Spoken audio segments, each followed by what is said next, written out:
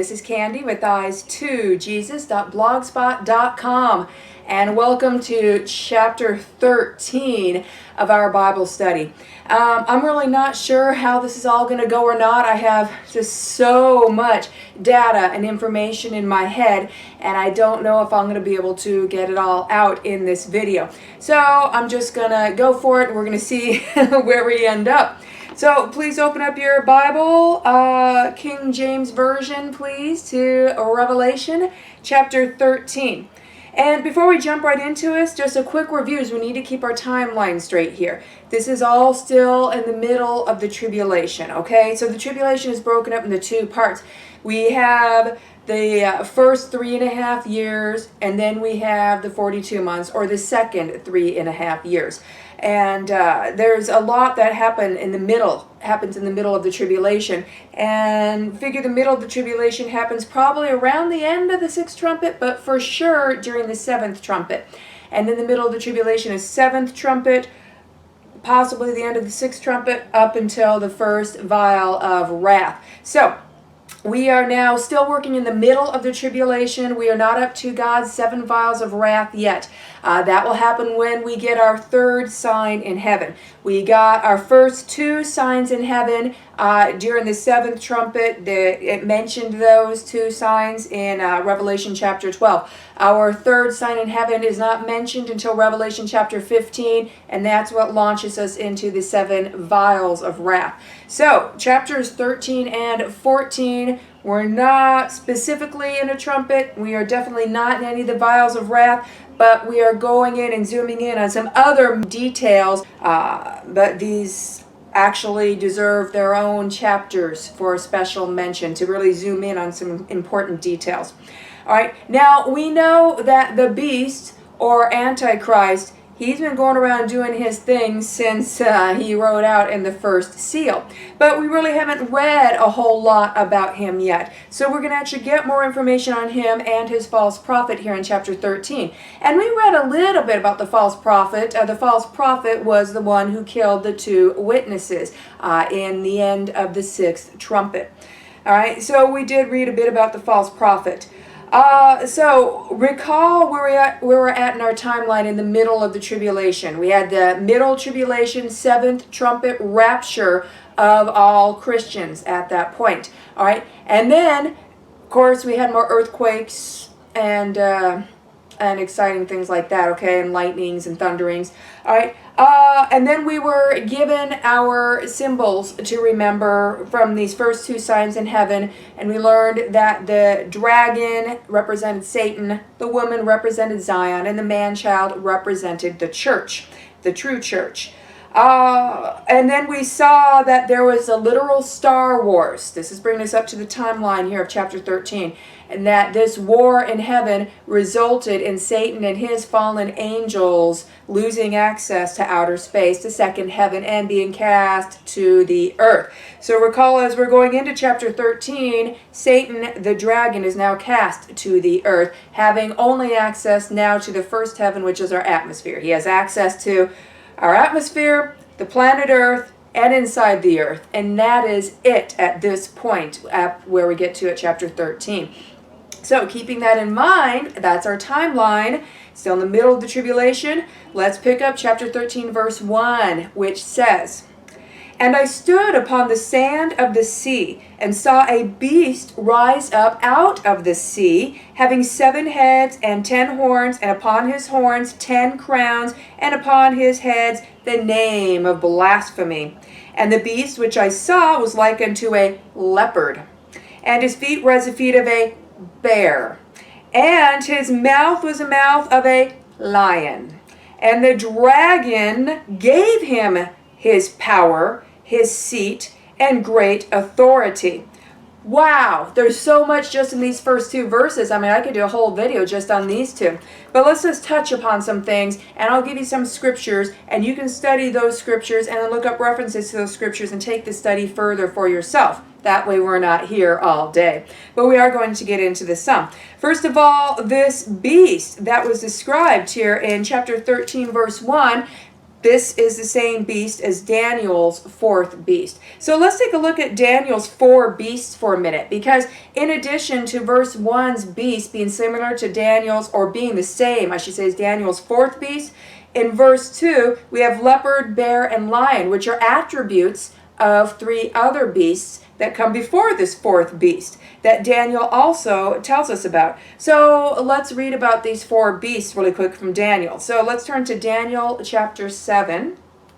And we're going to want to look at verses 3 through 8, which says, And four great beasts came up from the sea, diverse one from another. Notice that all four of Daniel's beasts came up from the sea, as Daniel's fourth beast, which is a beast of Revelation 13:1, came up from the sea. What is that? Well, Revelation actually later defines for us that the sea means all kindreds, nations, and tongues. All right, so it came from the sea of humanity. All right, so these are political beasts. These are beasts running the world system. All right, all four of them are. Okay, so verse 3, And four great beasts came up from the sea, diverse one from another. And the first beast was like a lion, and had eagle's wings. I beheld till the wings thereof were plucked, and it was lifted up from the earth, and made stand upon as the feet of a man, and a man's heart was given unto it. Okay, so a lion represents Babylon. Okay, and part of the beast being given a man's heart, that partly is talking about where the king of Babylon, Nebuchadnezzar, he was insane for several years, clawing the ground as an animal, living like an animal, and then eventually he came to and realized he was a man. All right, you really need to read this whole book of Daniel seriously. All right, verse 5, And behold, another beast, this is the second one, a second like unto a bear.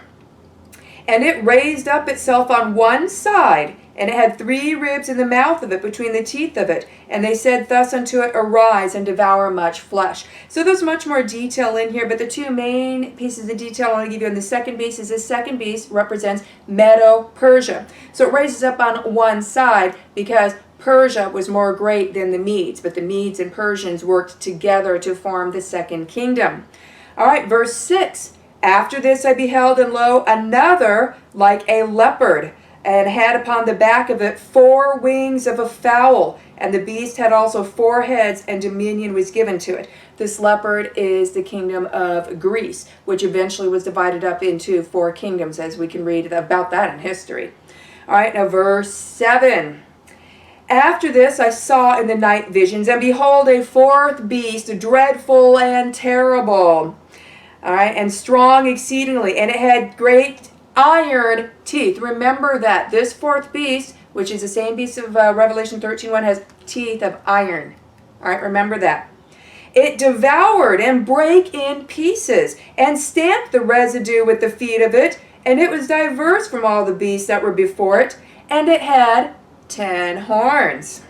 I considered the horns, and behold, there came up among them another little horn, before whom there were 3 of the first horns plucked up by the roots.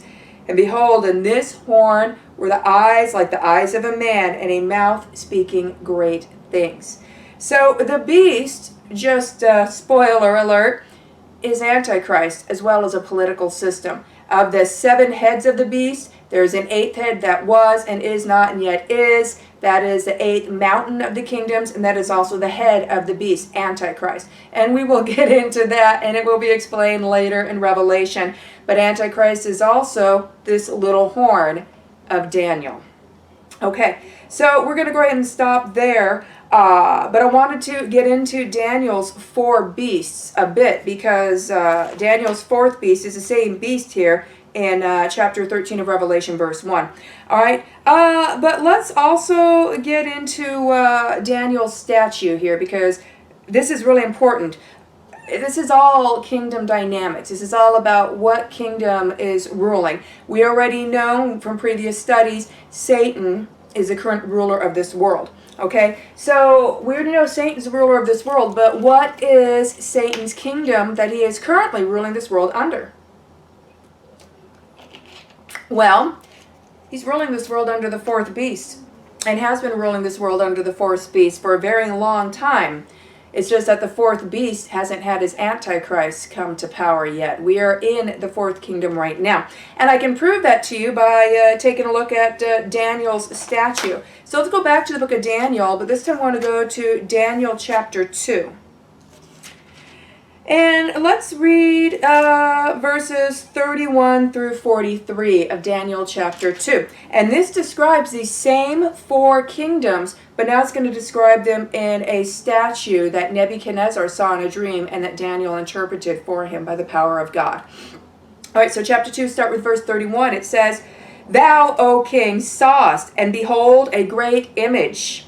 This great image, whose brightness was excellent, stood before thee, and the form thereof was terrible. The image's head was of fine gold, his breast and his arms of silver." Pay attention to these metals. First kingdom is kingdom of gold. Second kingdom is a kingdom of silver. His belly and his thighs of brass. Third kingdom, the kingdom of brass. And as we read in verse 33, the fourth kingdom is a kingdom of iron.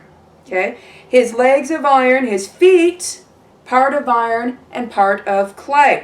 Just to let you know, that's where we are right now in Daniel's statue. We are in the feet, which is part of iron and part of clay.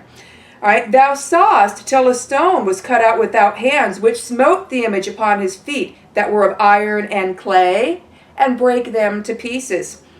Then was the iron, the clay, the brass, the silver, and the gold broken to pieces together, and became like the chaff of the summer threshing floors, and the wind carried them away, that no place was found for them. And the stone that smote the image became a great mountain and filled the whole earth." This is God taking his kingdom back in the end. Okay, verse 36. "This is the dream, and we will tell the interpretation thereof before the king." Now I'm just going to go over the interpretation of the statue, but this is a long chapter. You can read this. I really suggest, actually, you read this whole chapter. It's amazing. But we're just going to read the interpretation of the statue. All right, so starting verse 36, "This is the dream, and we will tell the interpretation there before the king." Who's we? Daniel and God. Verse 37, "Thou, O king, art a king of kings, for the God of heaven hath given thee a kingdom, power, strength, and glory. And wheresoever the children of men dwell, the beasts of the field and the fowls of heaven hath he given into thine hand, and hath made thee ruler over them all. Thou art this head of gold." Okay, so Nebuchadnezzar is one being spoken to here. We know for a fact Nebuchadnezzar is a king of Babylon. And we know that this is the kingdom of Babylon at this time in the Bible. So we know that gold represents Babylon. All right. "And after thee shall arise another kingdom inferior to thee." All right. And that was the Medes and the Persians. All right. Or the bear. And we know that that's the Medes and the Persians, which is a kingdom of silver.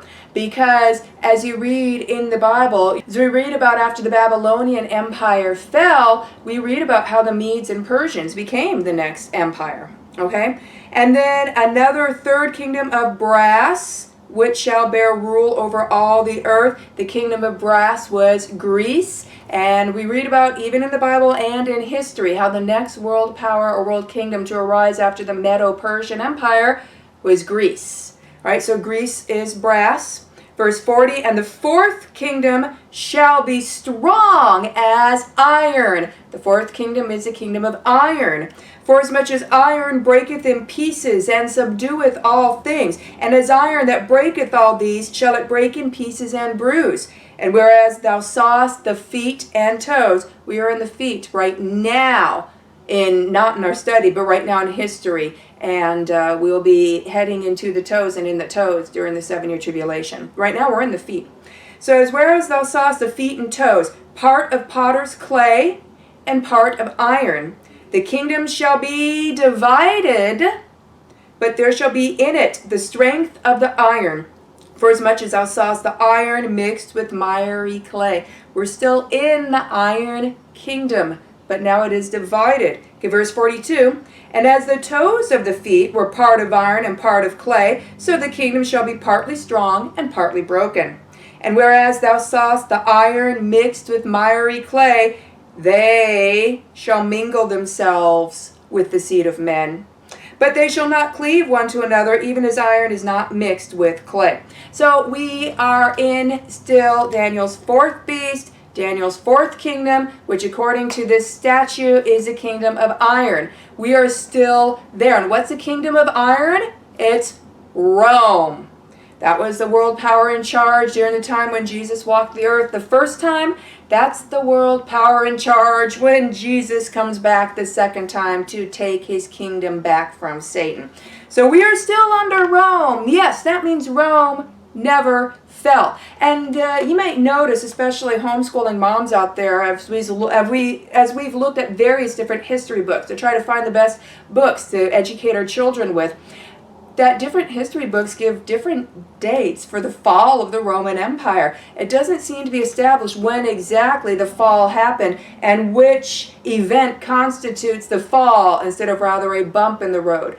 That's because the Roman Empire has not fallen. We are still under Rome worldwide today. But now on the feet of the statue, it's now the iron of the Roman kingdom mixed with clay. Okay, and what is the iron and the clay? All right, it says, they shall mingle themselves with the seed of men, but they shall not cleave one to another, even as iron is not mixed with clay. They is the iron, and the seed of men is the clay. And we know clearly that man is represented as clay all the time. The Bible talks about man being clay in the potter's hand. We know that Adam was formed from the clay of the earth. You can look up the word clay and see how many times in both Old and New Testaments that clay refers to man. Okay, so we are still in the iron Roman Empire. But what about the clay? That means Rome didn't fall, it morphed. And that's about at the heel of the statue. All right, and its morphing began shortly after the death of Christ. You can say that it really started its morphing at the heel of the statue and at the death, crucifixion, and resurrection of Jesus Christ. Okay, and then from that point on, we're in the feet, which now is Rome, but it's mixed with clay, clay being the governments of man. So now we have Rome still running everything, but hiding behind the governments of man. You want your source of the Illuminati and the one world order? Goes back to Rome. And we'll actually get more into that in detail because Revelation does in future and soon up and coming chapters. All right, also just a quick side note, they shall mingle themselves with the seed of men. If you'd like to take that further and learn a bit more about the Rome and Nephilim connection in regards to also Mystery Babylon and Shinar, which is another word for Babylon, and the UFO deception, which also would include the telescope that Vatican has named Lucifer. Then take a look at Zechariah chapter 5, and in relation to Daniel 2:43, compare that with Zechariah chapter 5, verses 6 through 11. All right. Meanwhile, though, let's stay on track here. Okay, so that's just a little bit of information about the beast. We are under that kingdom right now, but we are not at the 10 toes of the statue. And if you haven't yet seen that parallel, the 10 toes of the statue are the same things as the 10 horns of Daniel's fourth beast, and the 10 horns that's in this beast in Revelation chapter 13, verse 1. Now, notice in verse 2, though, that this beast was also likened to a leopard, bear, and lion. Well, the beast is Rome, as we saw in verse 1, but it's combined with Greece, which is a leopard that we learned about from Daniel chapter 7, combined with the Medo-Persia, which was the bear, and combined with Babylon, which is the lion. All right, so we see in Daniel's statue that the kingdoms didn't necessarily just fall, it just transitioned. So, for example, as the Medes and Persians took over Babylon, they took the Mystery Babylon practices and added them into their culture. And so when the Greeks came and took over the Medes and the Persians, they now took over Mystery Babylon that was passed from Babylon through Medo-Persia into Greece. And then when the Romans took over from the Greeks, they really took a hold of Mystery Babylon, all the way down to, we're going to see the Iron Kingdom and its relation to the Golden Cup of Mystery Babylon. All right, and if you want to preview into that, look up the word golden cup in a Bible Concordance or on BibleGateway.com. It's in both Old and New Testaments. And remember, gold is the metal of Babylon. And used religiously, it's the metal of mystery Babylon, which is the mystery of iniquity, which the Bible tells us doth already work. All right. Now, continuing on, though, in verse 3, and I saw one of his heads, okay, the heads of the beast, I saw one of his heads, as it were, wounded to death. Now, wounded here, the King James translators give us the literal translation for wounded. Literally in the Greek means slain. So, and I saw one of his heads, as it were, slain to death. And his deadly wound was healed. And all the world wondered after the beast. You know how important it is to have your antecedents straight? And that if you don't have your antecedents straight, you're not going to understand what this verse is talking about, because the scripture that goes into detail in this verse is sorely misinterpreted in almost all of churchianity.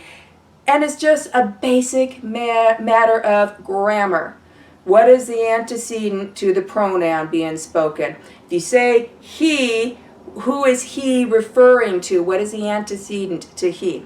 Okay, so let's read about what is happening here. So Antichrist gets wounded to death in his head. And by the way, we know this is Antichrist's head because Antichrist is the beast, but the beast is also a world system, and it is also a setup of 7 mountains and 7 kingdoms. Okay? But we know that this is a beast because of Revelation chapter 17, verse 11. Let's jump over there just really quick. It says, and the beast that was and is not, even he is of the 8th and is of the 7, and goeth into perdition.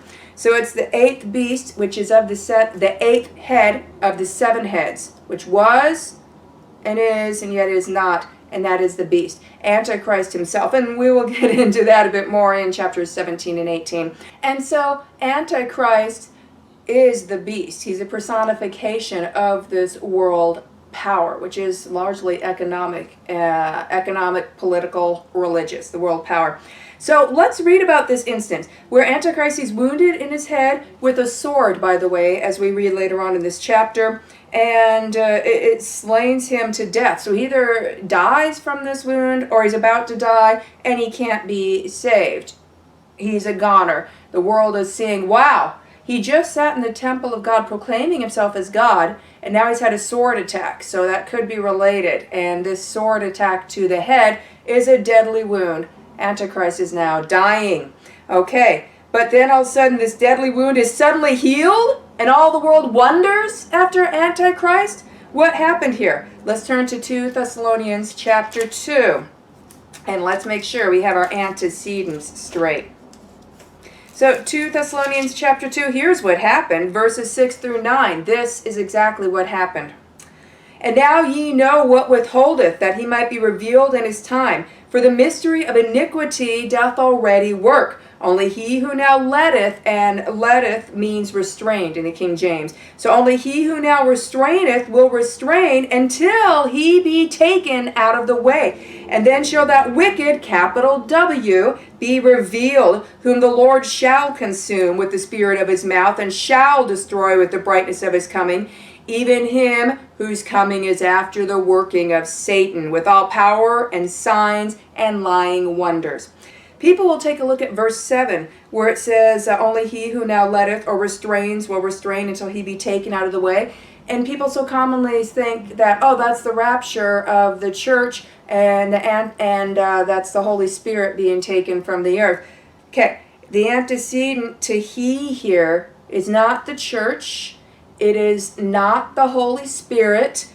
The antecedent to he here is an Antichrist. So it talks about the Antichrist. All right, jump up to verse 4 and talk about the Antichrist. It's who opposeth and exalteth himself above all that is called God or is worshipped. It's talking about the abomination of desolation. So that he, as God, sitteth in the temple of God, showing himself that he is God. Remember ye not that when I was with you, I told you these things. And now you know what withholdeth, that he, Antichrist, might be revealed in his time. For the mystery of iniquity doth already work. Only he, the antecedent to he is still Antichrist. So only Antichrist who will restrain until he be taken out of the way, and then shall that wicked be revealed. That's Antichrist being taken out of the way via the head wound that should have killed him. But where are we in the timeline? This is when Satan, the dragon, was cast to the earth.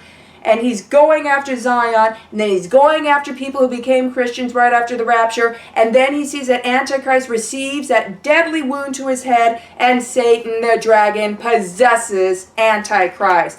And that is why the world wonders after him, and as we're going to read in the verses right after that, he's suddenly able to do miracles. He can do signs and wonders. He couldn't do that before this deadly wound, but now that this deadly wound is magically healed, he can do all this magical stuff. Now the world's wondering after the beast. Wow, I think he might be Messiah. Look at, he's proving everything now. He said that he was God. Now he's proving it with signs, wonders, and miracles. Okay, this is Antichrist receiving the head wound and being possessed and healed and inhabited by the dragon, Satan. And what did it say in chapter 13? It says, and the dragon gave Antichrist his power. So, this totally fits in our timeline. Remember, the middle tribulation rapture had to have already happened by this point. Does 2 Thessalonians 2 agree with this? It absolutely does. Let's just take a look really quick. All right, let's start in verse 1. Of 2 Thessalonians chapter 2. Now we beseech you, brethren, by the coming of our Lord Jesus Christ. Is this talking about the rapture or the second coming? Well, it says, and by our gathering together unto him. We only gather together unto Jesus Christ at the middle tribulation rapture. Because at the second coming, we're already with him coming back to the earth to the battle of Armageddon on horses. Okay? Verse 2. That ye be not soon shaken in mind, or be troubled, neither by spirit, nor by word, nor by letter, as from us, as that the day of Christ is at hand. He's saying, don't be troubled if even if you get what looks like a lost letter of the apostles, or someone gets a word from the Spirit, or people are twisting the Bible and trying to tell you that rapture is imminent or pre-tribulation. It says here, don't be deceived by that the day of Christ is not yet at hand. Why? Verse 3, let no man deceive you by any means. By what means? Oh, let's see. By letter as from the apostles, or by word, or by spirit, etc. It says, let no man deceive you by any means, for that day, what day? The day of Christ, the rapture, shall not come, except there come a falling away first. Greek word for falling away here is apostasia. Yes, there will be a great apostasy before the rapture can happen. And then what else has to happen before the rapture can happen? And that man of sin be revealed, the son of perdition. How does he reveal himself? Verse 4, who opposeth and exalteth himself above all that is called God or that is worshipped. So he as God sitteth in the temple of God, showing himself that he is God. The abomination of desolation. When Antichrist sits down in the temple of God, proclaiming himself as God, then rapture will be imminent. And we know on the timeline that that happens in the middle of the tribulation. That is super clear between Daniel and the book of Revelation and the timelines it gives us. And then verse 5, remember ye not that when I was yet with you, I told you these things? And now you know what withholdeth, that he might be revealed in his time. So what's withholding before Antichrist can be revealed in his time? We have to have a great falling away first, an apostasy. And then Antichrist will come to power. 7-year tribulation will start. Middle of the tribulation, he sits there in the temple of God and proclaims himself as God. And then middle tribulation rapture is imminent. For the mystery of iniquity doth already work. We were already under the spell of Mystery Babylon. Mystery Babylon was already starting back in this time. The people were already taking their pagan Mystery Babylon religion and trying to keep that and mix it in with Christianity. It's Satan's religion that he started in trying to counterfeit the prophecy of Genesis 3:15. Now, we all know about the seed of the virgin, but have you studied the seed of the serpent, Genesis 3:15? That is the seed that began the mystery of iniquity, the mystery of Babylon. Verse 7, for the mystery of iniquity doth already work. Only Antichrist who withholds will withhold until he be taken out of the way, till he gets that head wound and is suddenly healed and inhabited by Satan. And then verse 8, and then shall that wicked, capital W, be revealed, whom the Lord shall consume with the spirit of his mouth and shall destroy with the brightness of his coming. Even him whose coming is after the working of Satan with all power and signs and lying wonders. Keep that in mind. Go back to Revelation chapter 13. Verse 4, and they worshipped the dragon, which gave power unto the beast. And they worshipped the beast, saying, who is like unto the beast? Who is able to make war with him?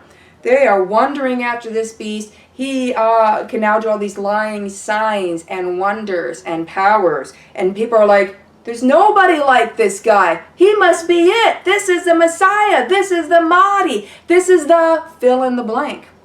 Verse 5, and there was given unto him, Antichrist, a mouth speaking great things and blasphemies, and power was given unto him to continue 42 months. He is blaspheming. He's saying, see, I told you I'm God. I will prove it with these signs and miracles. Look what I can do. Verse 6, and he opened his mouth in blasphemy against God, to blaspheme his name and his tabernacle and them that dwell in heaven. He's blaspheming the Christians that went up in the rapture. And who knows what type of argument the Satan through Antichrist is going to give as an excuse for the rapture. But he's blaspheming God and as Christians who have been redeemed and have been raptured in the seventh trumpet. Verse 7, and it was given unto him to make war with the saints and to overcome them. And power was given him over all kindreds and tongues and nations. So he is going after saints, people who became Christians after the rapture. He's going after them full force. All right. And it says also power was given unto him over all kindreds, tongues, and nations. Who's giving him this power? Well, we just read that the dragon gives him this power just a few verses earlier.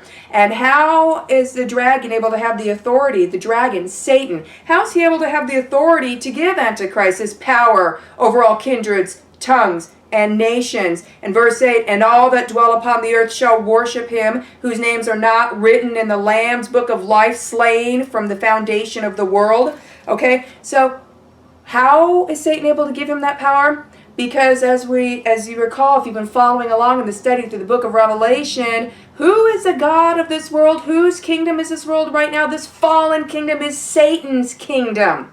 Jesus Christ, starting in the middle of the tribulation, begins to start taking his kingdom back. Step 1 was a seventh trumpet middle tribulation rapture. Come on up, my children. Step 1. Step 2 was let's drive Satan and the alien deception and these demons, devils, fallen angels out of the second heaven, which is outer space. We have Revelation chapter 12, where Michael and his archangels fought against Satan and the fallen angels. Satan and the fallen angels lose, and they are cast to the earth, losing access to outer space travel. At this point, they can no longer travel outer space. Christ has now, at this point, taken back the second heaven. He already had the third heaven, which is the heaven of heavens, the heaven where God dwells, where the throne is. And Revelation chapter 12, he took back the second heaven. So now at this point, Satan only has access to the first heaven, which is the earth's atmosphere, and he has access to the earth, and he has access to the pit. And recall, the pit is now open, because we have read earlier in the book of Revelation that a fallen angel was given a key to the bottomless pit and was allowed to open it and unleash hordes of demons. All right, so let's go back to verse 8. And all that dwell upon the earth shall worship him, whose names are not written in the book of the life of the Lamb, slain from the foundation of the world. So there will be people whose names are in the Lamb's book of life that will be here after the rapture, because these people don't get saved until after the rapture. They're going to have a hard time, because anyone who doesn't worship the beast at this time is going to receive the heaviest of persecutions, heavier than any persecution in recorded history. Verse 9, if any man have an ear, let him hear. That means pay attention. Verse 10, he that leadeth into captivity shall go into captivity. He that killeth with the sword must be killed with the sword. Here is the patience and the faith of the saints. So the tribulation saints who are here after the middle tribulation rapture, who get saved after the rapture, they need to keep themselves clean from the world. They need to not be falling in and pretending that they're one of these soldiers, one of these people who are going to be taking others into captivity and killing others. They need to not blend in with them. And that's going to be pretty hard, because if you don't blend in with them, you can then be singled out as a Christian. They're going to have to be more ready than ever to die for their faith. Verse 11, and I beheld another beast coming up out of the earth, and he had 2 horns like a lamb, and he spake as a dragon. So this second beast, this is a false prophet. And we saw the false prophet killing the 2 witnesses in the 6th trumpet. All right, so this false prophet, he, unlike the first beast, which is Antichrist, this second beast, a false prophet, is coming up out of the earth. All right. And it says in verse 12, and he exerciseth all the power of the first beast before him, and causeth the earth and them which dwell therein to worship the first beast, whose deadly wound was healed. And he, this is false prophet, doeth great wonders, so that he maketh fire come down from heaven on the earth in the sight of men. How is he doing that? Well, because if you recall, you've been following with me in our Revelation study, we studied the false prophet and who gives him his power to do miracles in the 6th trumpet. And we learned through following the references in Revelation that Apollyon, the fallen angel of the abyss, who was loose from the abyss, is possessing the false prophet. So the false prophet can do the same types of miracles that the Antichrist can do, because they're both possessed with devils. All right, so they have fallen angel magic to an extent, you could say. All right, verse 14, and deceiveth them, so the false prophet and the beast, deceiveth them that dwell on the earth by the means of those miracles which he had power to do in the sight of the beast. So his false prophet is doing these miracles too, saying to them that dwell on the earth that they should make an image to the beast, which had the wound by the sword and did live. So now he's bringing it into full force idolatry. Let's make an image to the beast, to the Antichrist, because he must be God. I mean, he had a deadly wound and suddenly he's healed, and now he can do all these miracles. And the false prophet can do all these miracles because a false prophet is supposed to be the Elijah of the false Messiah, preparing the way of the Lord. So this is idolatry. Now, how is he going to make this image? What's this image going to do? Verse 15, and he had power to give life unto the image of the beast, that the image of the beast should both speak and cause as many as would not worship the image of the beast should be killed. So this image of the beast is going to be able to speak and interact and be an alarm system that when this image of the beast finds people who are not worshiping the beast, that those people should be killed. And it doesn't say if it's just going to be one image of the beast. It's probably going to be multiple images.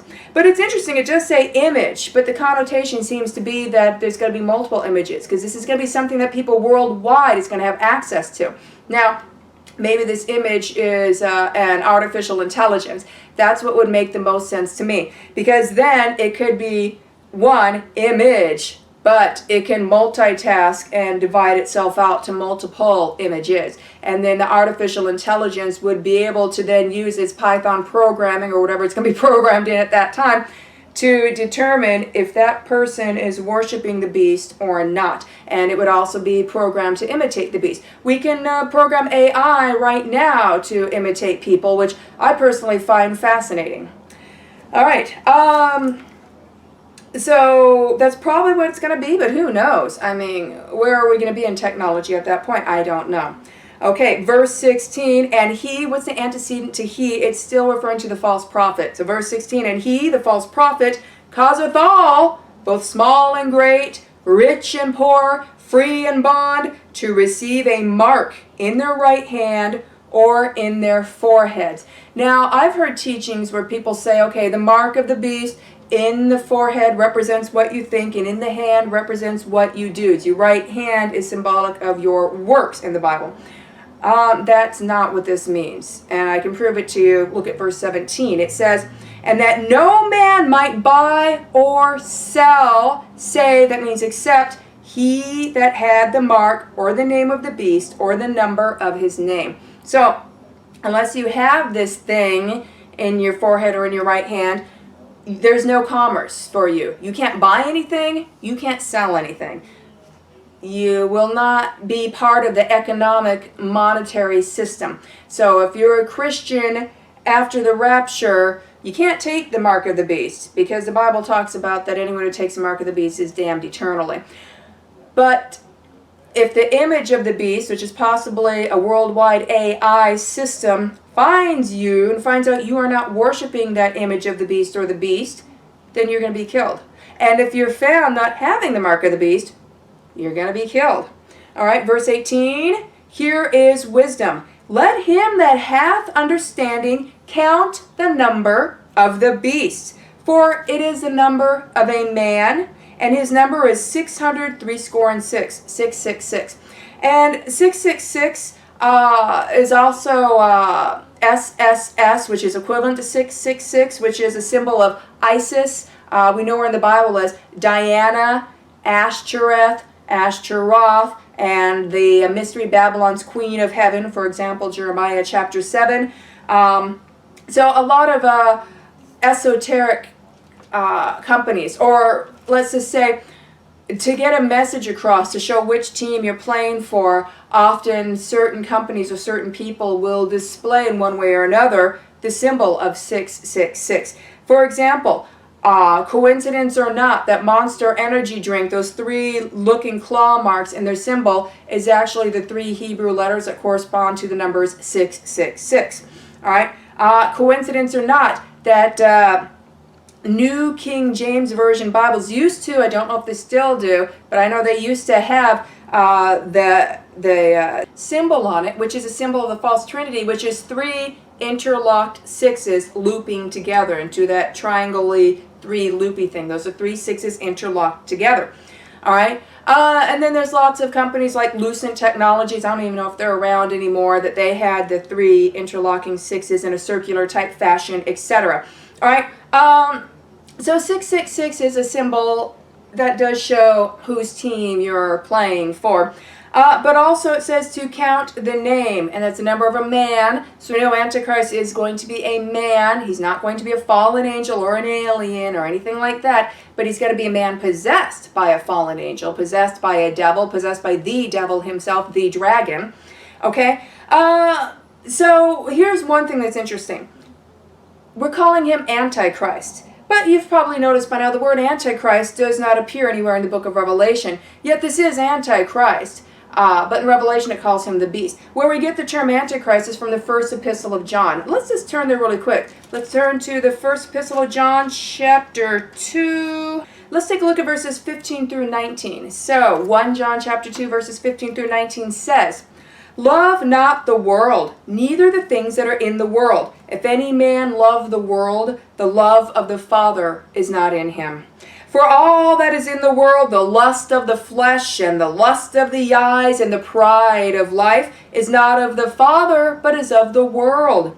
And the world passeth away, and the lust thereof, but he that doeth the will of God abideth forever.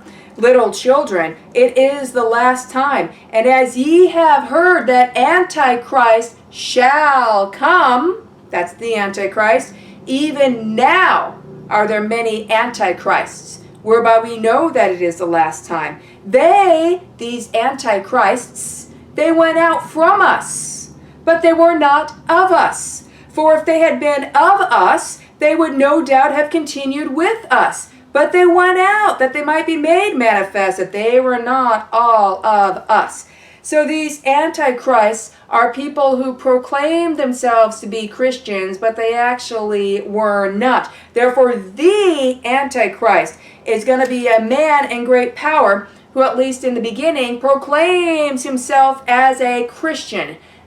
But he actually is not. Because as we read later in the book of Revelation, the religion of this end power system is going to be Mystery Babylon. Mystery Babylon actually rides the beast. And when you ride a horse, you steer where the horse goes. Okay, so that's going to be an interesting study when we get up to that. So, who in this world is head of the actual real Roman Empire that's hiding behind the governments of men, and is a religious figure that is largely seen as Christian by most of the world internationally, but sticks his finger constantly into the worldwide political cookie jar, giving out his support and his advice and interfering in political relations worldwide in all countries, and actually has pilgrimages of kings, presidents, prime ministers, including our president and most of our previous presidents, going out to meet him, many of them bowing before him and kissing his ring.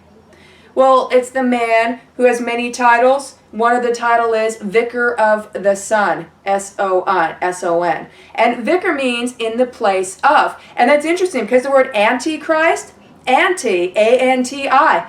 Look it up on Google Translate. Set it to translate from Latin to English. From Greek to English. And type in the Greek word anti, A-N-T-I. And it'll translate and say before. Right? And before can mean in the place of. So if before or in the place of, then Antichrist could actually mean in the place of Christ. That Antichrist has got to be a man who stands in the place of Christ. And that makes sense, because remember the abomination of desolation, he's going to proclaim himself as God. That is as Antichrist as you can get. Someone trying to put themselves in the place of Christ, meanwhile blaspheming the one true God. Okay, so Vicar of the Sun is one of the titles given to this entity, this person. And in Latin, that is Vicarius Filii Dei. Now, some will argue that the religious entity behind this man in power doesn't use that term, but Vicar of Christ, which is synonymous with Vicar of the Sun, is all over their website. Do a search on it, Vatican.va. Set it to English and do a search on Vicar of Christ. So, Vicar of the Sun, or Vicarius Filii Dei, is actually in some of their older literature as one of the titles for their Pontifex Maximus, the man who right now is sitting on a throne in the headquarters of Mystery Babylon with the title Vicar of Christ, and vicar means in the place of, or representative of. Okay, so if the number of Antichrists is 666, well, the number of Vicarius Filii Dei is 666. But that is an office and not a man. But the man whose number is 666 and who fits the other criteria is going to be in that office. That's not the false prophet. That is the Antichrist. I will let you put the pieces of the puzzle together from there, but just know that the whole economic system, the global economic system, the banking system, all trickles down to that place. And this is the richest entity in the world. And we will get more into this entity and the identification of Antichrist in later chapters that get into this in our study in the book of Revelation. Meanwhile, have a blessed day.